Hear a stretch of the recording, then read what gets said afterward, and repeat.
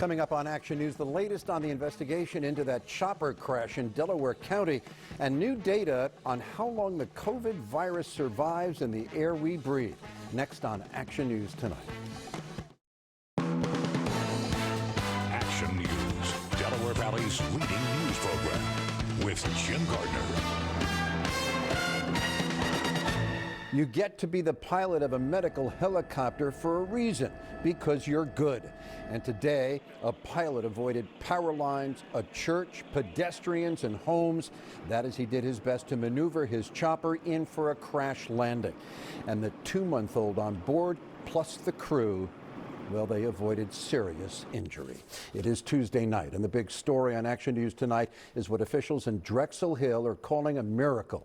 Action News reporters Dan Quayer and Bob Brooks are both at the crash site right by the United Methodist Church. Dan, let's start with you. Exactly what happened?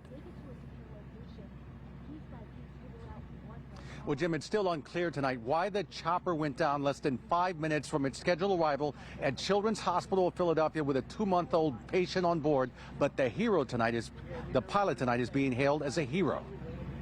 The incredible scene at Beaumont and Bloomfield shows the Flight Net 81 medical helicopter sitting on the front steps of the Drexel Hill United Methodist Church. Witnesses flooded the 911 system just before 1 with word of a helicopter in distress. The calls continued, and it was that a helicopter was near crashing. And they could tell that by the height that the helicopter was dropping rapidly. The medical helicopter out of Hagerstown, Maryland, was en route from Wellspan Hospital in Chambersburg, Pennsylvania, en route to Children's Hospital of Philadelphia with a 2-month-old baby girl on board. Also on board was the pilot and 2 crew members. Our reports indicate that he first started to experience some trouble on Route 1 and was looking for somewhere to land and was able to bring it down Beaumont. Neighbor Lisa Smith says she was startled when she heard what sounded like an explosion. The noise was so loud and different from anything I've ever heard. I thought it was a bomb. I really did. And there were people climbing out from the top of the helicopter. It was very scary. After crash landing in front of the church and aviation fuel spewing out of the chopper, the pilot and crew were able to get out safely and pull the 2-month-old girl out of the wreckage. The injuries were non-life-threatening. Yes, okay, exactly. Wow. So it's a miracle. It's an absolute miracle. We are totally blessed. Because there were no injuries, that helped us concentrate on making sure there were no structural damage and no fire started. The pilot was being lauded for how he was able to bring the chopper down in a highly populated area with no loss of life in the chopper or on the ground. It's really a testament to the pilot and what he was able to do in keeping everyone safe.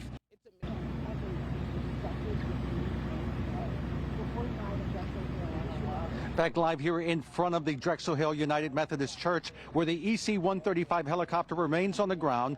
A large crane has arrived on the scene along with a tractor-trailer rig that will eventually take the aircraft to an NTSB facility for investigation. In Drexel Hill, I'm Dan Quayer, Channel 6, Action News.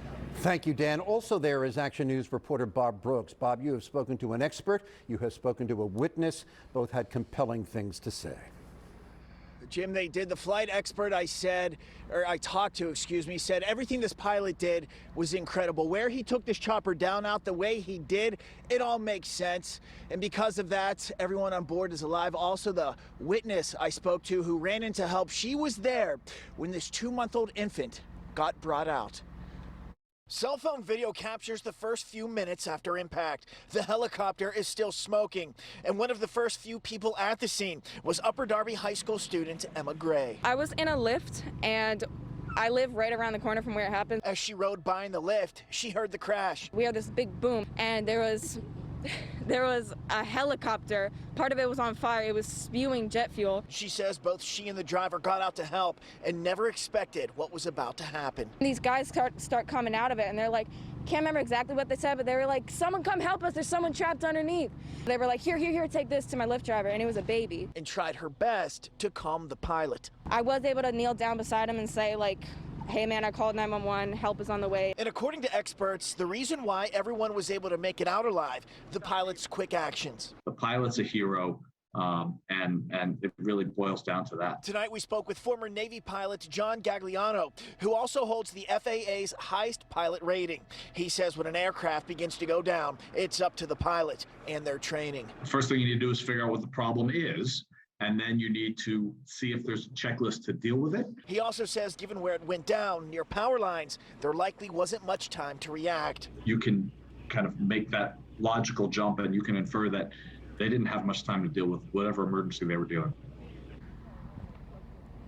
And Jim, back out live here, John Gagliano says when you see a scene like this, everything he knows about flying, it never ends well. However, this one did, and that is a testament to how talented and the quick thinking that the pilot was on board. What he did here saved everyone's lives. For now, reporting live in Drexel Hill, Bob Brooks, Channel 6, Action News. Jim. Thank you, Bob. Philadelphia police say 2 people were killed tonight and 4 injured in separate shootings across the city.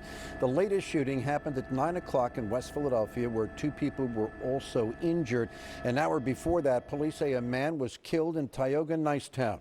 And at 7:30, 1 person was killed. 2 others were shot in Mayfair. Philadelphia authorities now say 9 children, not 8, died in last week's row home fire in Fairmount.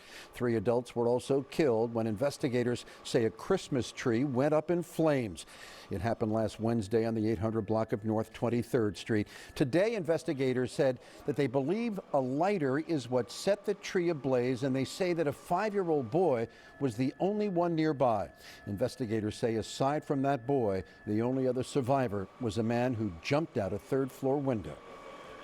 There was 0 visibility. High heat, and by high heat, I'm talking about 900 to 1,000 degrees at the ceiling. Investigators said 1 of the 6 smoke detectors in the home was working, but it was located in the basement and went off way too late. This is the aftermath of a house fire tonight in Levittown, Bucks County. Officials say the blaze tore through a home in the unit block of Round Hill Road at 6:30 tonight. Half the home was destroyed. Fortunately, nobody was hurt. Not only was this the coldest day of the year, it was the coldest day in 3 years, and we could be in for a day that is even colder. The latest from Accu-Weather and meteorologist Cecily Tynan. And Jim, hard to believe we have an Arctic blast on the way. By the weekend, that's going to be even colder than today. The high in Philadelphia, only 27 degrees. That's 14 degrees below average. The coldest day since February 1st, 2019. And this is more typical of north central Maine this time of the year, with temperatures only in the 20s. And of course, you factor in the winds. The wind chills never climbed out of the teens. Right now, temperatures have bottomed out. 22 degrees in Philadelphia, Allentown 9, Trenton 15. The Poconos 8, but we've got a wind that's generally out of the south. So that means temperatures actually will be going up a little bit overnight.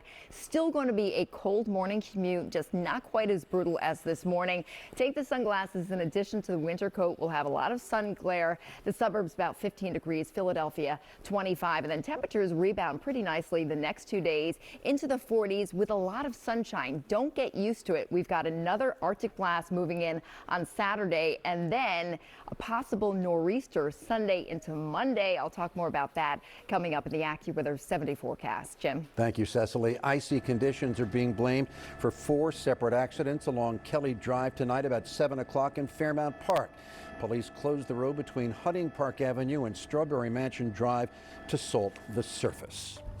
COVID-19 cases still exploding across the United States. The country is seeing an average of more than 750,000 new cases a day. That is a more than 6-fold increase compared to just a month ago. Yesterday, the U.S. recorded a single-day high of more than 1,400,000 new cases. But scientists are seeing signals that this wave may be about to peak.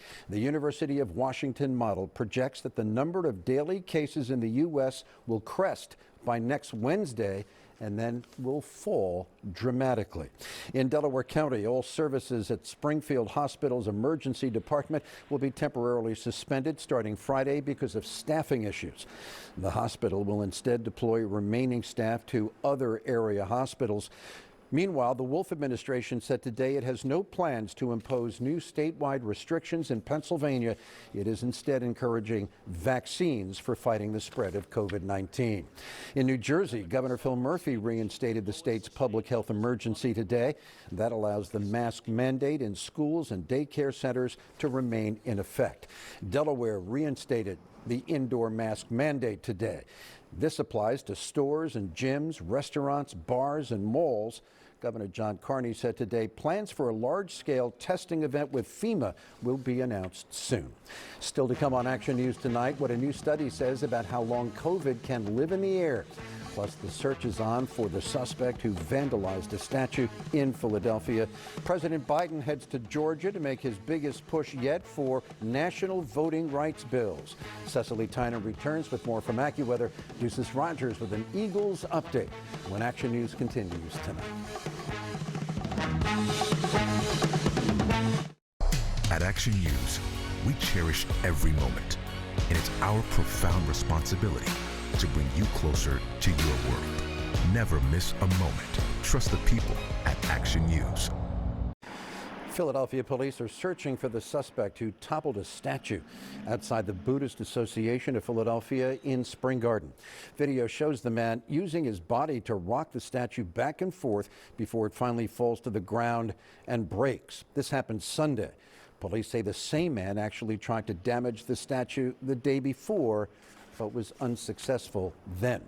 President Biden has made clear his support for changing filibuster rules in the Senate if it means passing voter rights legislation. The president and Vice President Harris went to Georgia today to press for 2 voting rights bills. 19 Republican-led states have already approved voting restrictions based on the falsehood that the last election was ripe with fraud and stolen from Donald Trump. Biden today called the state-by-state restrictions Jim Crow 2.0. I believe that the threat to our democracy is so grave that we must find a way to pass these voting rights bills. Debate them, vote, let the majority prevail. But as long as the filibuster stands, the majority isn't enough. Technically, legislation needs 60 votes in the Senate, but even changing the filibuster rules might be beyond reach, as long as West Virginia Democrat Joe Manchin maintains his opposition to fooling with the filibuster. On Health Check at 11 tonight, a new study finds COVID-19 loses 90% of its ability to infect us within 20 minutes of becoming airborne, and most of the loss happens within the first 5 minutes.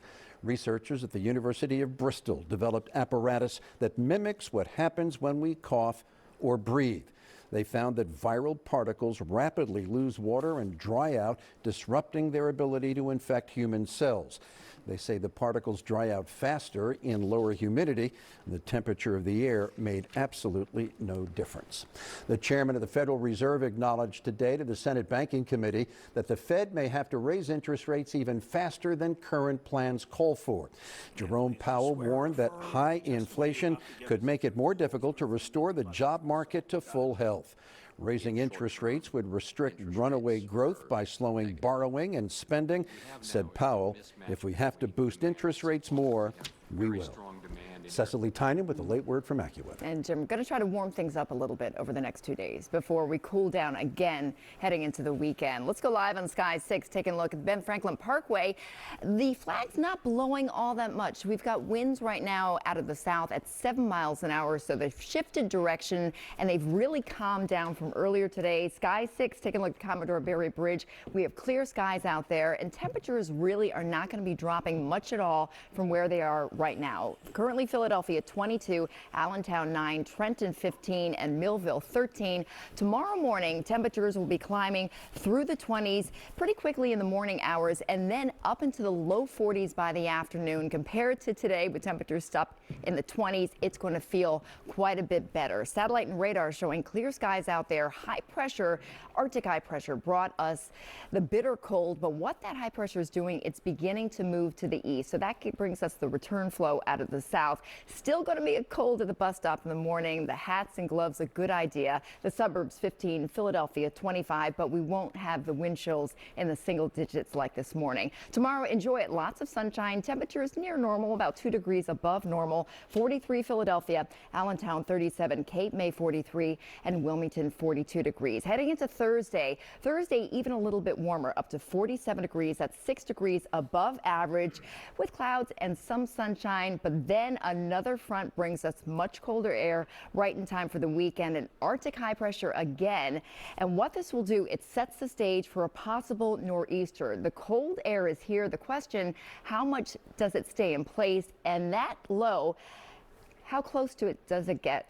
Does it move right over us? It's a little bit offshore. Is it inland? That will determine if we're talking about heavy snow, some rain or icing. At this time, too early to tell. We're 5 days away. We've got a lot of information, and we will keep you posted as we get closer. So the exclusive Accu-Weather 7-day forecast, a rapid rebound tomorrow. Mostly sunny skies, chilly in the morning, 43 by the afternoon. Thursday, not a bad day, 47. On Friday, this is when things begin to change. We hit a high of 40 early, then temperatures dropping, and Saturday even colder than today, 24 degrees. Sunday still cold, 30 degrees, increasing clouds. Sunday into Monday, Martin Luther King Day of Service, looking like that possible nor'easter could be a pretty significant storm. The question is the exact track. We'll let you know. 38 degrees on Tuesday, partly sunny with a high of 38 degrees. We're getting in a lot of new computer information overnight on that possible nor'easter, and of course Karen will have the latest on Action News at 4 o'clock tomorrow morning.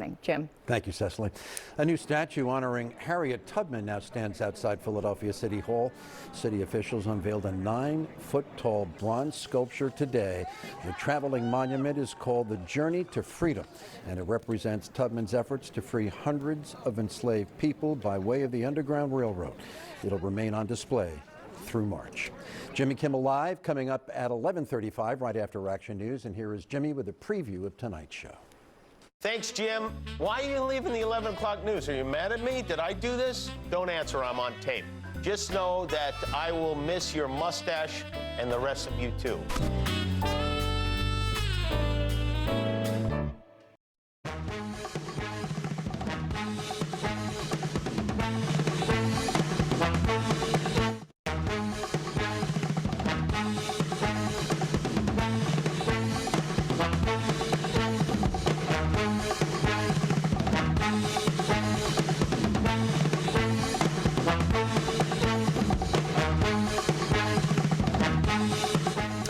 A South Philadelphia dry cleaners has been working hard to keep the Eagles looking fresh ahead of Sunday's game against Tampa Bay Buccaneers. Lynn's Cleaners is responsible for cleaning the team's jerseys. Did you know that?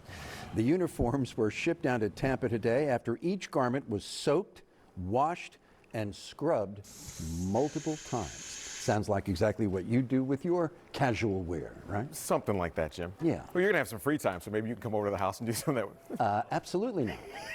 Didn't think so. Let's go ahead and talk about the Eagles.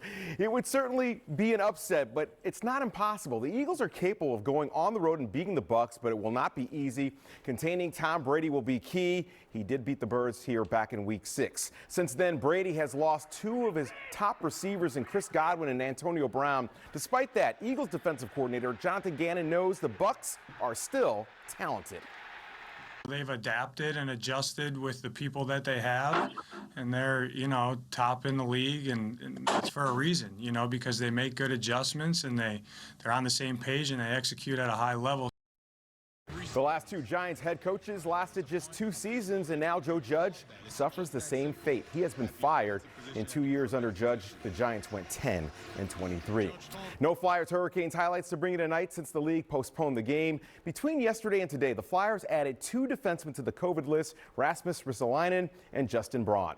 Claude Giroux has come off the COVID list. He missed the past 3 games. Hopefully his presence can help end a 5-game skid. G knows it might take him a little bit of time to get his legs back. One more practice wouldn't hurt, but when you don't do anything for 5-6 days, it's kind of tough to get back into practice. But today was a good practice, so and it's good that we have another one tomorrow. College basketball, Aaron McKee has rejoined Temple's basketball program. He missed the past 2 games due to COVID protocols. The Owls will visit Tulsa tomorrow.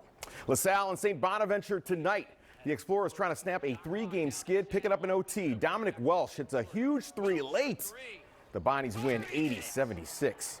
Delaware makes a short trip to Drexel. The Dragons trail by as many as 22 points. They cut it to 4 here in the second half with this Matej Juric bucket.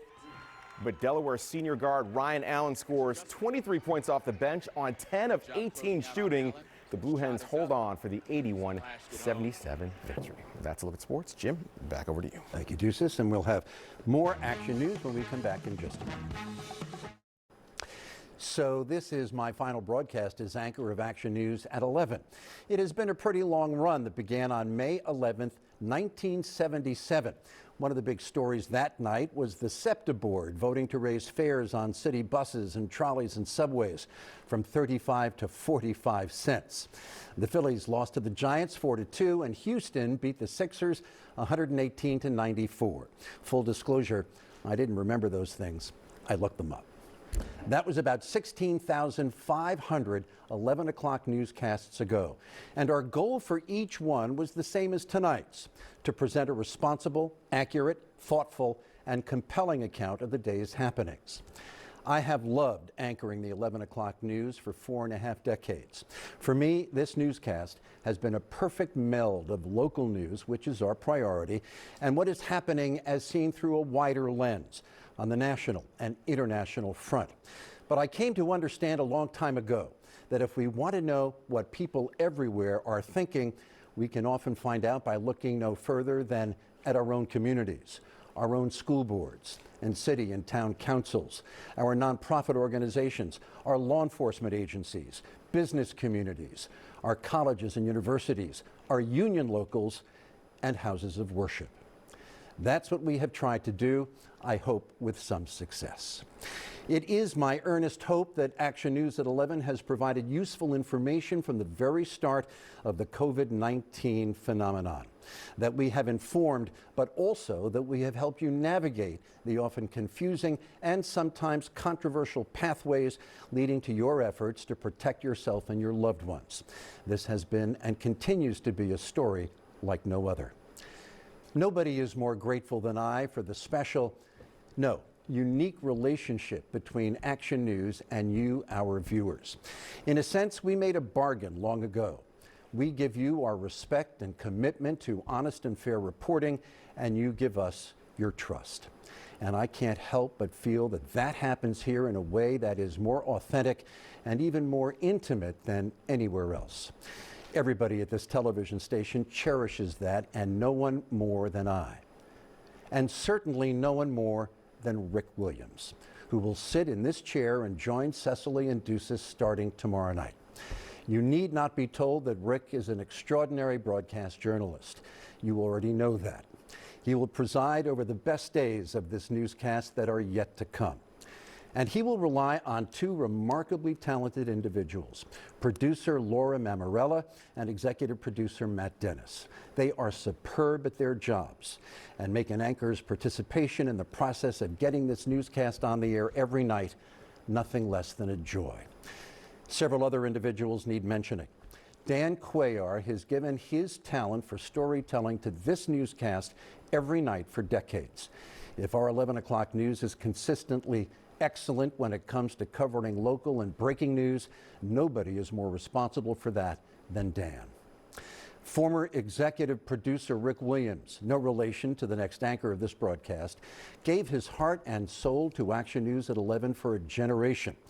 He and producer Matt Szymanski formed a powerful partnership, and their intelligence, their judgment, and their devotion made us immeasurably better every night. Oh, by the way, the efforts of all these people wouldn't have mattered much if not for the outstanding work of director Mike Katz, who, after all, puts us and keeps us on the air. I am blessed to be able to work with Cecily and Ducis for another year at 6 o'clock. We respect each other, we care about each other, and I think we're a pretty good team. And on this occasion, I'm also thinking of two people who have left their handprints on this broadcast and on my heart. Gary Papa and Dave Roberts. Even as he approached death, Gary was larger than life. As for Dave, whom I consider a dear friend, I have continued to feel his presence and benefit from his guidance every night. And thank you for allowing me into your home so late at night for the past 45 years. I have never taken your hospitality for granted, and I'm looking forward to continuing to share dinner time with you for the next year. My main wish for the next year, to see this pandemic retired before I do. Let's hope. Jimmy Kimmel Live next on Channel 6, followed by Nightline. Jimmy's guest tonight, Jim Gaffigan, Ann Dowd, and music by Ryan Hurd. Action News continues at 4 a.m. with Tamala Edwards, Matt O'Donnell, and meteorologist Karen Rogers. For Cecily Tynan, Ducis Rodgers, Rick Williams, the entire Action News team, I'm Jim Gardner. Good night.